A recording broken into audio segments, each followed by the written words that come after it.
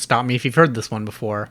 Man wakes up from a coma, finds out he's in the zombie apocalypse. Nope, not The Walking Dead. 28 Days Later. So 28 Days Later is the first installment in the 28 series, and this one follows Jim, who is played by Cillian Murphy, as he wakes up from a coma, finds out that he's in the zombie apocalypse, and it, follows his journey as he tries to evade zombies, and he meets other humans who are, either allies or enemies, and also has some cross-country fun for my road trip style fans out there.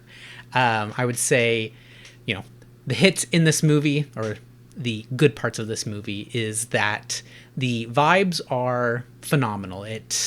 Somehow they were able to shoot in a very vacant London, and that, just adds to the existential dread that you feel as you're following Jim, as he's, kind of one of the only people left.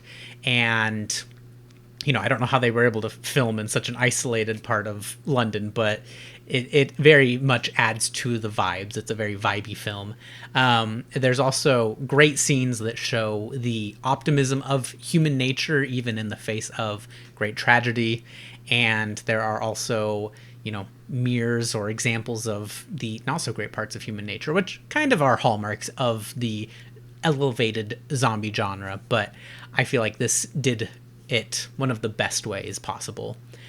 Some of the nitpicks that I have in this movie is that the exploration of the negative aspects of human nature can be kind of dark at times.